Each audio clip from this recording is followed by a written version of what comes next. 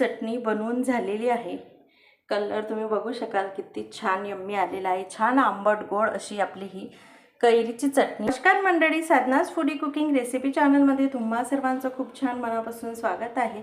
तर आज आपण बनवत आहोत छान कैरीची चटणी, कैरीची लोणची। चला तर मग रेसिपीला सुरुवात करूया। चला तर मग कैरीची लोणची, कैरीची चटणी बनवायला घेऊया। सर्व कैऱ्या बघून तुम्हाला वाटत आहे ना की कैरीचं सीजन आलेला आहे। चला तर मग मी इथे तोतापुरी कलमी कैरी घेतलेली आहे। तर आपण याआधी गुळाची लोणची, गुळाची चटणी बघितली होती। तर आज आपण साखरेपासून चटणी कशी बनवायची तर ते बघूया। चला तर मग त्याची मी साल काढून घेते। तुम्ही बघू शकाल याप्रमाणे मी सर्व कैरीची साल काढून घेते। आपल्याला एकच कैरीची लोणची बनवायची आहे, कारण फ्रेश ताजी बनवली तर ती खायला टेस्टी लागते आणि छान लागते। तुम्ही ताजी अशी बनवून घेऊ शकता। चला तर मग याप्रमाणे मी सर्व कैरीची अशी साल काढून घेते आणि कैरी कट करून घेते आणि तुम्हाला दाखवते।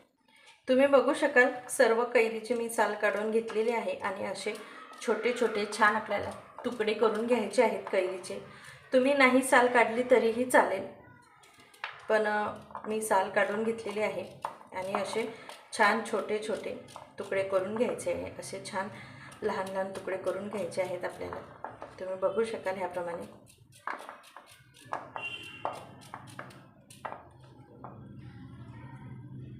जर कडक कैरी वगैरे असली तर आधीच त्याचं तुम्ही काढून घ्या। तुम्ही बघू शकाल किती इझिली कैरी आपली कट होते। चला तर मी कैरीचे तुकडे सर्व करून घेते। तुम्ही बघू शकाल कैरीच्या मी अशा छान फोडी करून घेतलेल्या आहेत। खूप ऊन तापत आहे, तर उन्हाळ्यामुळे खावंसं अजिबात वाटत नाही किंवा जेवण जात नाही, तर तुम्ही ही अशी कैरीची चटणी, कैरीची लोणची बनवू शकता। चला तर मग आपण रेसिपीला सुरुवात करूया। तेल गरम करायला ठेवलेले आपलं तेल गरम झालेलं आहे, तर याच्यामध्ये आपण अर्धा चमच मोहरी घालून घेऊया। अर्धा चमच जिरं घालून घ्यायचं आहे। 4-5 कढीपत्त्याची पाने,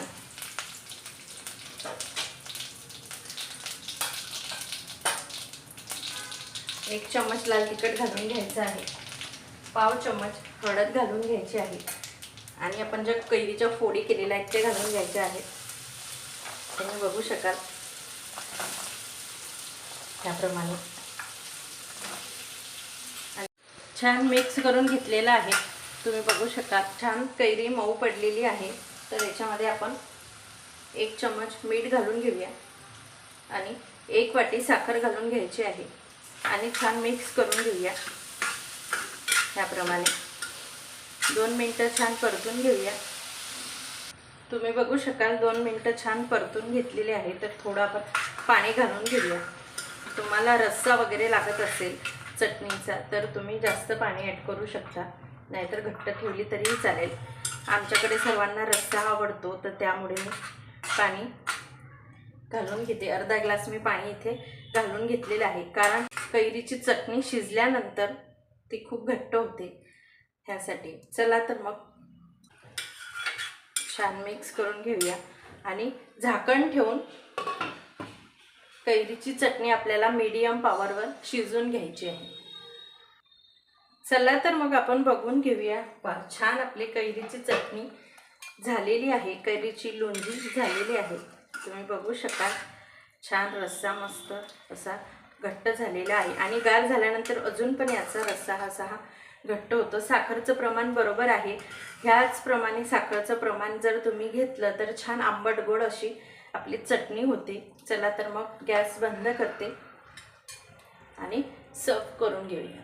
आणि कैरीची लोणची बनवून झालेली आहे। मी आलेला आहे छान आंबट गोड अशी आपली ही कैरीची चटणी बनवून रेडी झालेली आहे। साखरेचं प्रमाण बरोबर घेतलेलं आहे, त्यामुळे छान आंबट गोड अशी 15 मिनिटात आपली ही चटणी बनवून होते। चला तर मग